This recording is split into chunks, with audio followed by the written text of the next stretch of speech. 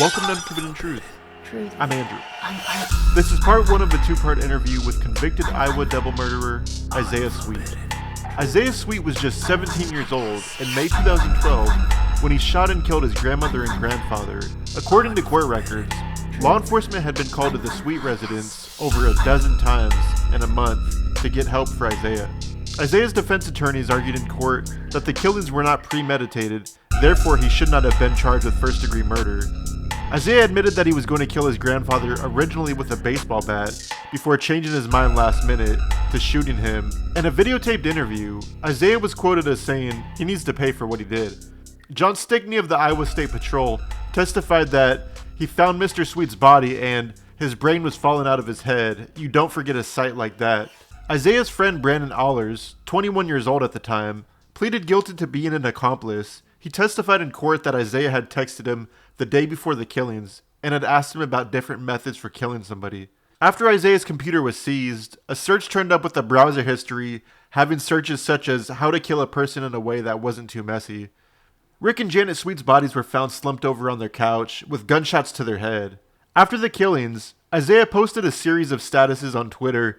One of them read, "Time to live my life. I'm fucked up, torn down, I'm twisted, doorknob, and my phone is big as hell right now." Police arrested Isaiah for the murders a day after the shootings took place.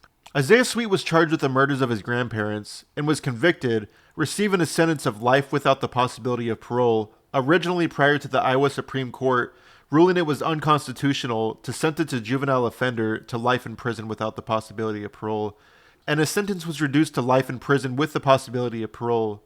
Isaiah Sweet is serving his sentence at Iowa State Penitentiary in Fort Madison, Iowa. Here's part one of my interview with double murderer Isaiah Sweet. You have a call at no expense to you from Isaiah. an inmate at Iowa State Penitentiary in Fort Madison, Iowa. So let's start off with your childhood. Where were you born? Beaver Falls, Pennsylvania. It's a suburb of Pittsburgh. When did you end up moving to Iowa? I believe I was seven or eight. Can you recall your first positive memory as a child? Positive.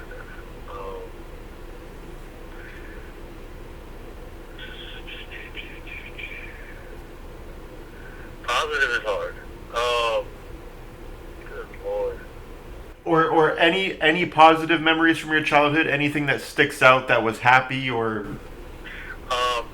My friend's parents took me to a Pirates game, and I got to see Barry Bonds play when I was like 6. That was cool. What about your first negative memory as a child? Can you recall your first negative memory? My grandma hit me with a golf club. I was playing miniature golf in the living room with this plastic golf set. It was hard plastic. And she came in and told me I couldn't be doing it in the house and took it and hit me with it, and it broke my arm. And she made me go fall on my bike in front of the neighbors so I couldn't say anything happened. How old were you then? I think I was 6. Did you end up going to the hospital for that? Yeah. Did you end up saying that your grandma hit you, or did you say you fell off your bike? Fell on my bike. Was there any threats or anything made against you that, you have to say this, or... From the beginning, it was always like that because DHS was heavily involved in that relationship because I got taken from my mom. But my mom told DHS that they were abusive, but they weren't. DHS didn't really give her word much credits because she lost all of her kids. Why did she? She was born into drugs, alcohol, not being able to keep a job. She was poverty. Poverty is the best word. Poverty and lack of wanting better for herself. She wasn't prepared to be a parent because she wasn't an adult.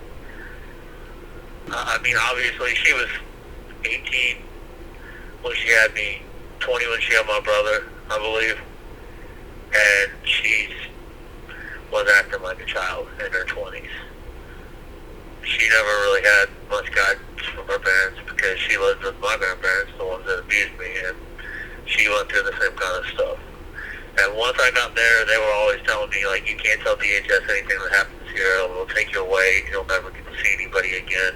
And it was just beaten in my head that you don't talk about what happens at home from a very young age. So what did happen at home? Where do you want me to start?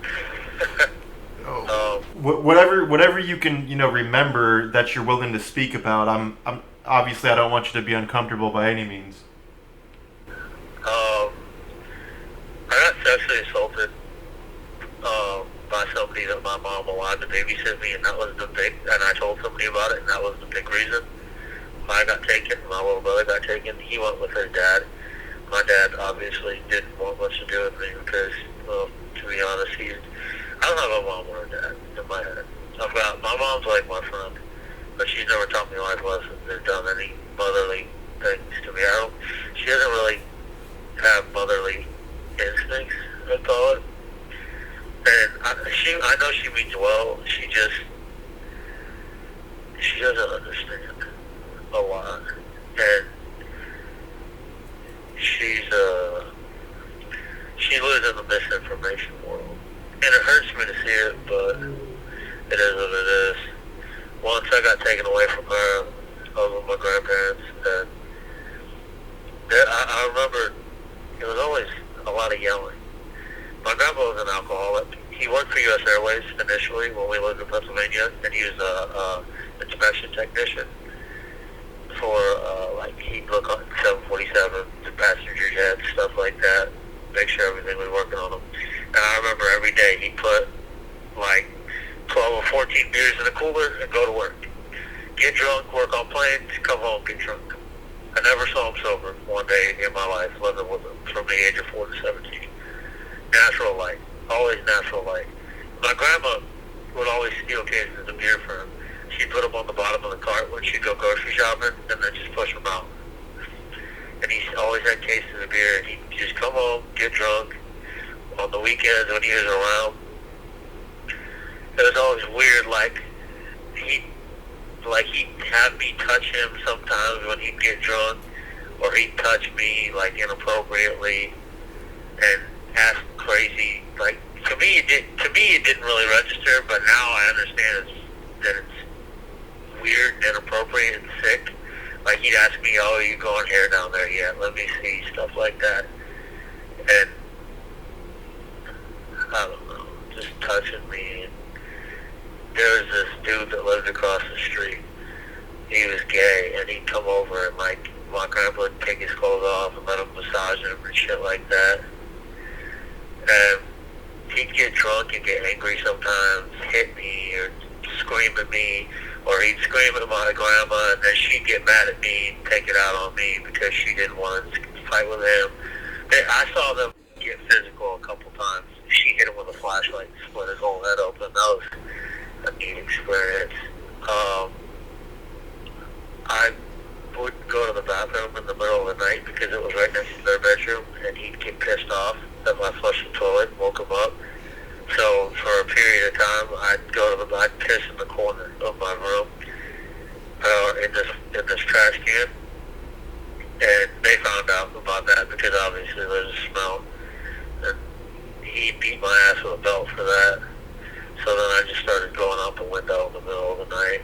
But he found out about that too because it was a 2-story house, and out the window was right by where the basement door was. So it started smelling down there too. It was a more belt. That was always a great experience. He'd have to chase me down, and then he'd make me go in his room and put me on his bed.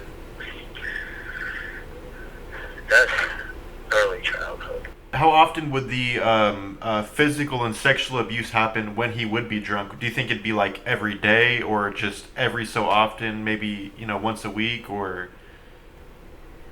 I'd say probably 2 to 3 times a month. It's not like this was happening every day, but obviously it doesn't make it any better. Right. Do you think looking back now that maybe when he was drunk there was things that maybe set him off that day, he was having a bad day or something, and He just took it out on you, or was it just out of the blue where he'd be having a good day and he would just randomly beat on you or touch on you?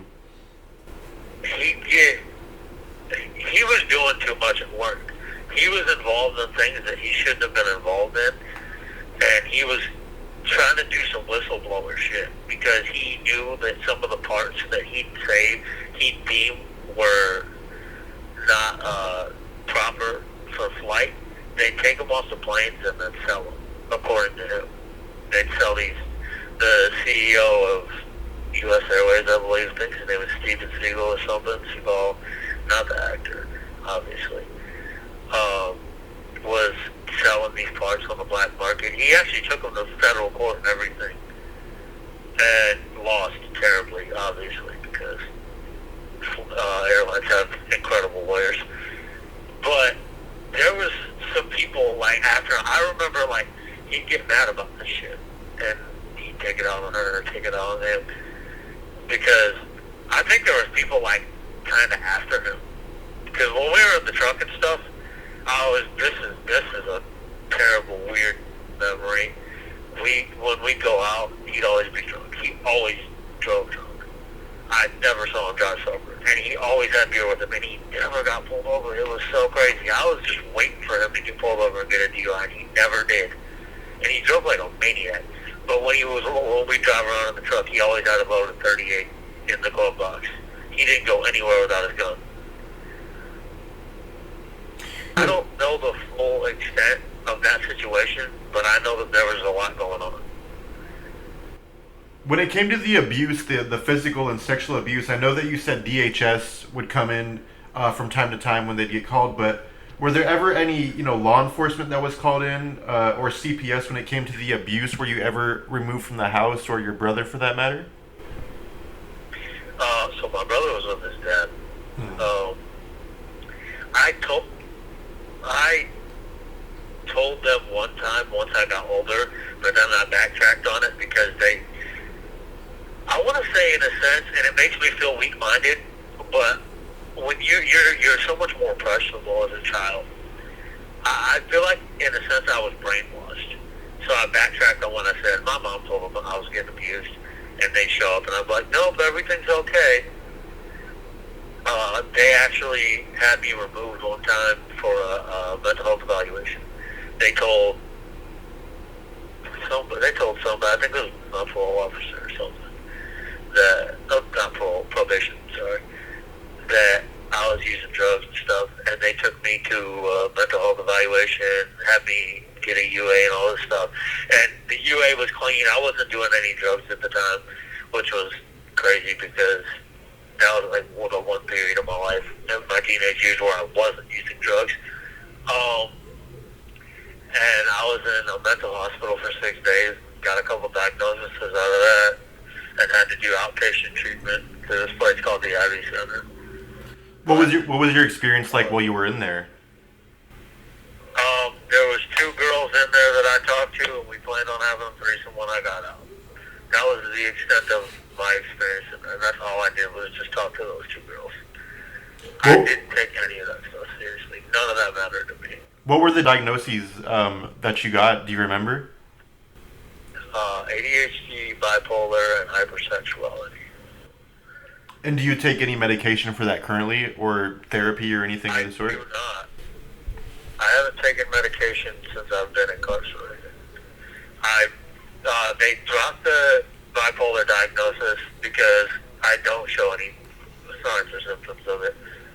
I think that I suffer from depression, and I definitely have ADHD, but I exercise and read, stimulate my mind in other ways, and I control myself quite well. Obviously, I haven't even had a minor write-up in 7 years. So you haven't been diagnosed with any other mental illnesses then? No, I would say I don't think that there's any possible way that I don't have PTSD. I don't know. I don't know if I close things off or what. But, like, the shit that I've gone through, I don't think normal people can deal with the levels of trauma that I've experienced. Like, you gotta imagine going through all that as a child, using drugs as a child, being prescribed Adderall and Ritalin since the age of 4. From 4 to 17, they had me on amphetamine salts for ADHD. So you're basically giving a child meth/cocaine in prescription form his entire childhood. So that's definitely fucking up something that's going on. And then being incarcerated at the age of 17 and being locked in a room for a year by myself with no human contact. All I had was a phone. But I didn't see anybody for almost a year. And then getting thrown into an adult jail. Going through a court process that I'm completely ignorant to. I have no idea what's going on. And of course I've got public defenders, so they're not applying themselves to my case and trying to help me with anything. Because they've got such a heavy caseload that they don't have time. They can't deal with all that. So I'm getting minimal attention to the criminal justice side of what's going on, getting no attention to the mental health side of what's going on. You can't just lock a human in a box and expect them to not have problems. But somehow, I feel like I've coped with it in a manner most people can't, and I feel like I'm stronger from all of that. I feel like I should be super fucked up, and I'm not. And it's very strange to me. I think about it sometimes like, damn, you've been through a lot, but you're still alright. And that's what makes me want to strive to do better. You mentioned all the trauma that you went through as a child. How did you deal with that, in present time as you were, being beaten or molested and or after that would happen? I know you mentioned drugs, but what else would you do to cope with that, knowing that you couldn't leave the situation? Before there was drugs, there was nature. When we moved to Iowa, we lived in the middle of the woods initially. When he'd get drunk and do crazy shit, I'd just leave. I'd go walk in the woods. I'd go get lost in the woods for hours. I discovered archery because our neighbor had a 3D bow target in his backyard, and I thought it was the coolest thing ever, and I wanted to be Robin Hood. I actually got very good at archery. I've won competitions and everything. I don't use sights. I do bare bows, long bows, and recurves. I don't like compound bows at all. They're stupid. It's too easy. It's like shooting a gun. I like a challenge. I love archery. I'd just go in the woods with my bow and try to hunt down little squirrels or rabbits or whatever. Sometimes I could get birds. I was a good shot.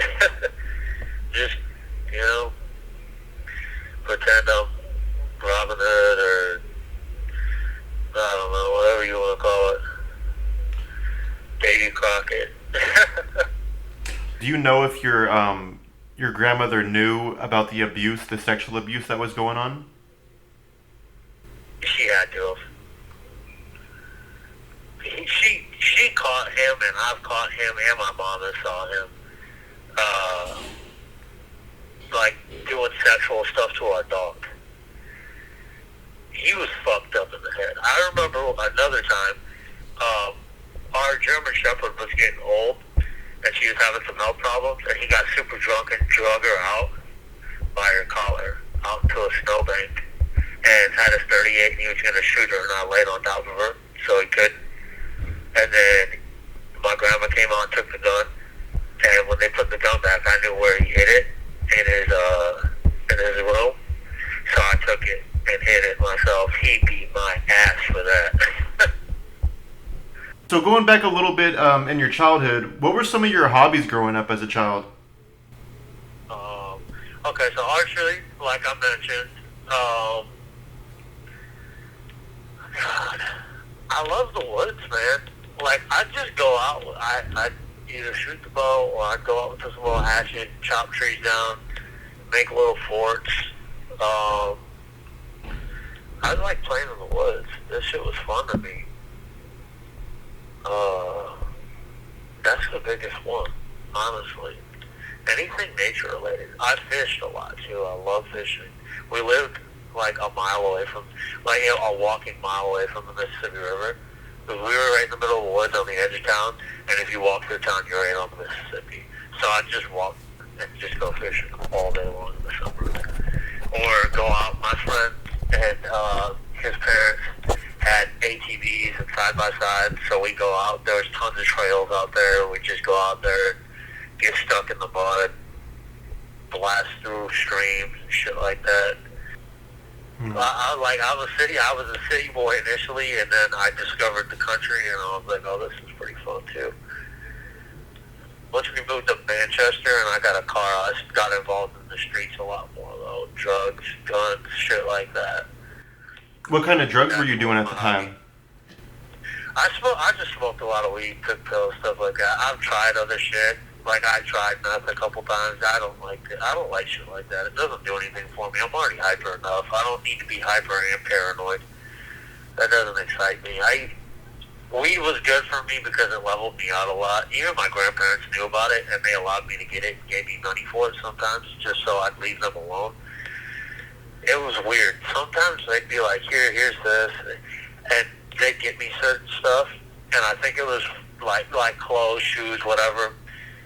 And I think it was from because we lived in a really nice neighborhood, I think it was like outside looking in, they wanted the neighbors to think everything was okay. They were big on that. They didn't ever want people to think anything was wrong. So they'd spend money to do shit like that to make it seem like everything was okay. What were your school years like, from elementary throughout high school prior to your arrest? One of the earliest memories is being in third grade and getting a college level reading test score in the test of basic skills. I got bullied a lot out here initially when I went to my first school because I was from the East Coast and my R's and my S's were not on point. I couldn't say shark, I'd say shoink. I had that East Coast shit bad, and kids would make fun of me because I couldn't talk right. So they made me do speech therapy for a while. I was talented and gifted, but I was hyper and impetuous.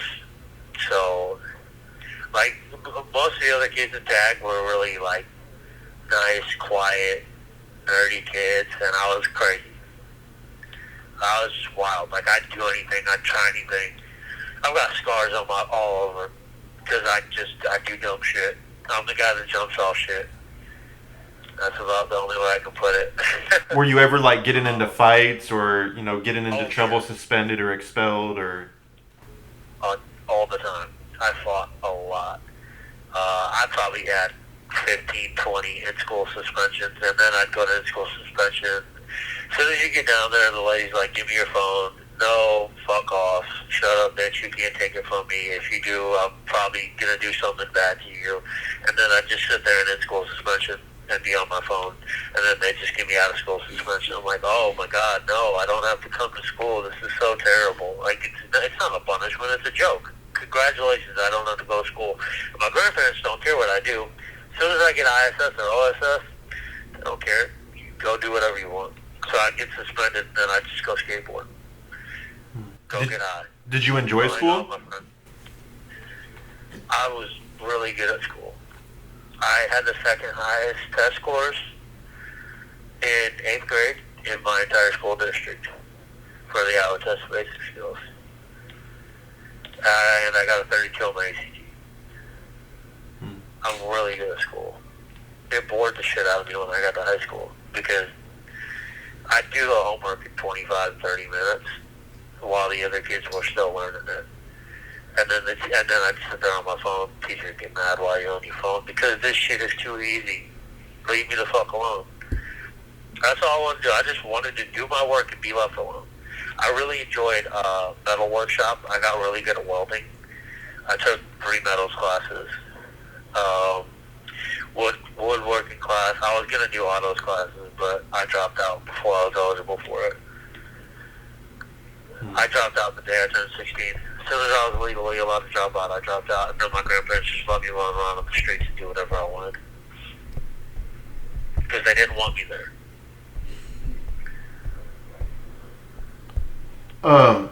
So had you not committed the crimes that landed you a life sentence, what do you think your life would have looked like post high school if you would have graduated? If I would have graduated, well, let's put an asterisk on that and say if I would have got my GED. Because obviously I dropped out. I was pursuing a GED and I could have got it easily if I would have just took the test. Because as soon as I got to prison, I got my high school equivalency. I tested straight out. I didn't do any classes or anything. My scores were so high that they gave me a tutor position immediately. Had I stayed out and possibly got my GD, I don't know. Honestly, I probably would have just ended up getting killed or killing myself. I had absolutely no regard for my life. I didn't care. I didn't feel like I had anything to live for. I didn't think that my family loved me. And I always had this notion in my head that my mom doesn't want me, my dad doesn't want me, my grandparents hate me. If my family doesn't love me, no one's ever going to love me. So why should I love myself? And that's the notion that was there. So I just did whatever. Were you looking for that love elsewhere at that time? And I equated it with sex. I had sex with a ridiculous amount of women by the time I was 17. I probably had sex with more women than most people will in their whole life. And yeah. I'm not proud of it. It's not cool. It's stupid and it's immature. But I didn't understand that sex wasn't love. I thought it was. So I just hooked up with a bunch of people. Do you feel like the sexual abuse at home might have contributed to wanting to have sex a lot with women, being that? Absolutely. For sure. Did you feel like when you were younger, when that sexual abuse was going on, did you feel like that was them showing you love in kind of a demented way? I can't really explain how I always felt like something was wrong when it was happening, but I didn't know what to do about it. I think that's one of those things where it's more of a repressed memory than anything. I think that's something that, like, those feelings stay locked in a box, and I don't really know how to express them. I really still don't know how I feel about that. It's sick. I know that. Did you engage in any type of criminal activity as a juvenile prior to May? Absolutely. Every day. If I wasn't smoking or selling weed, I sold guns, stole from people's cars, did robberies in people's houses. I was just doing whatever I wanted. So was it mostly then non-violent crimes? You weren't, Yeah. I got in fights and stuff like that, but I wasn't running up on people and shooting them in the streets or anything like that. I stole a bunch of people's shit. They call robbery violent, but I don't agree with that term. That's another story, though. But yeah, I was on probation for possession of marijuana, controlled substance, paraphernalia, all that shit. So, got a tobacco ticket once, possession of alcohol as a minor. Did you ever spend any time in juvie for any of those offenses? Maybe like 4 hours before I could come get picked up for trespassing. So prior to the double homicide in May, police were called to your residence 18 times that year. Do you remember some of those instances in which they were called and what followed those calls? Every time I told them, he's drunk, he's trying to hit me, they're freaking out on me. And every time they were like, no, he started it, it's on him. And the police just be like, well, they're saying one thing, you're saying the other. We can't really do much because we didn't see anything. One time we got into a pretty good fight. I had a bicycle, and it was like an $800 BMX bike. I rode BMX for a while. And I brought it in the house, and I sat it upside down on its handlebars and its back seat. So the tires, nothing was touching the floor. I'll take the bike outside. No, somebody's going to steal it. So he came up, grabbed me, put me in a headlock, and I shoved him. I got out of it, shoved him off me, and roundhouse kicked him dead in the chest and arm, and kicked him across the whole room. I played soccer for a while, for about 6 years as a kid, and I did some little martial arts stuff here and there. So I throw a good kick, and I kicked him across the room into a chair. He tried to get back up, and I ran across the room and kicked him again. And then my grandma split us up and called the cops.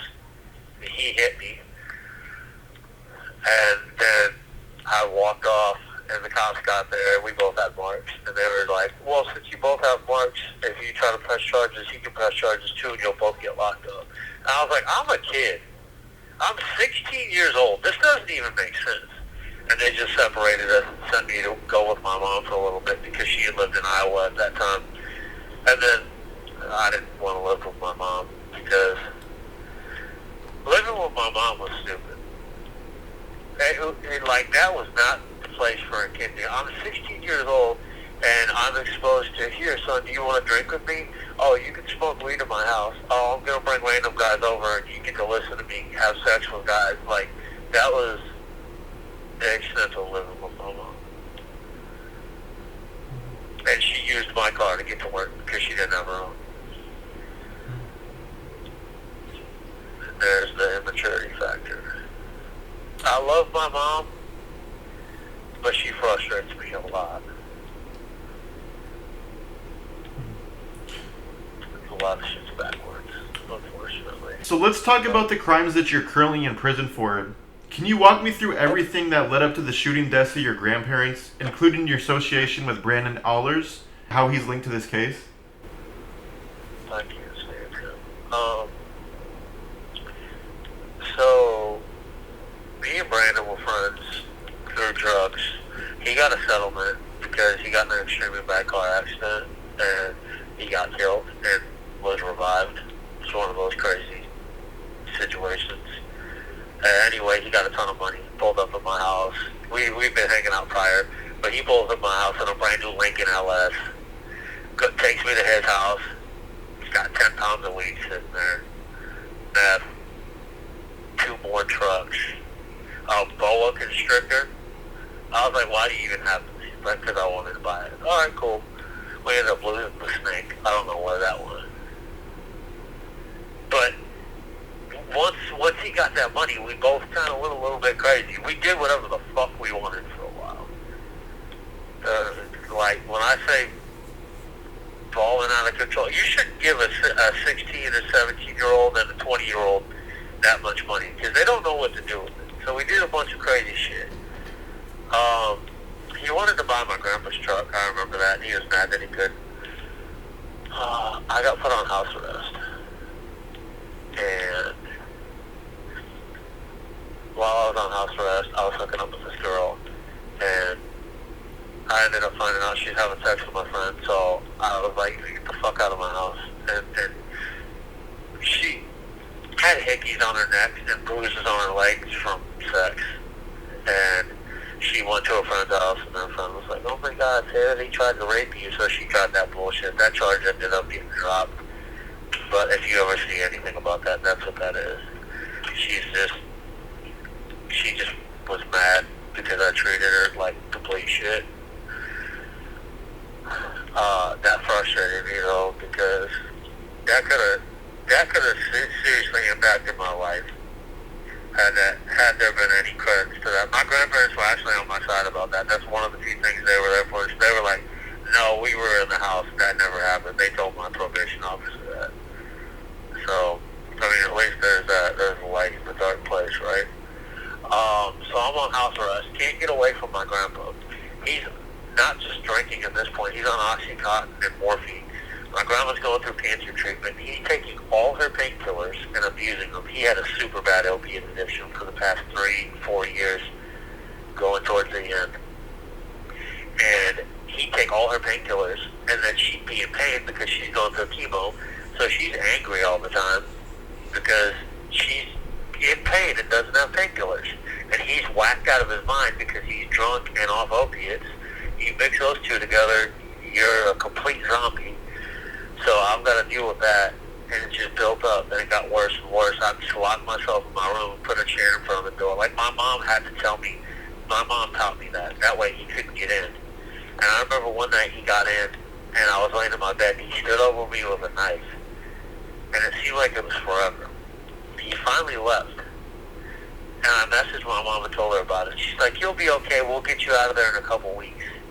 This was probably a week, maybe two, prior to what happened. And I was like, are you fucking serious? At that point, I was like, all right, I've literally got nothing. I've got nobody. So I just started smoking, doing a bunch of pills, sitting in my room for days. I can't go anywhere. And Brandon's like, well, you could just kill him. And it didn't register to me that was a bad idea.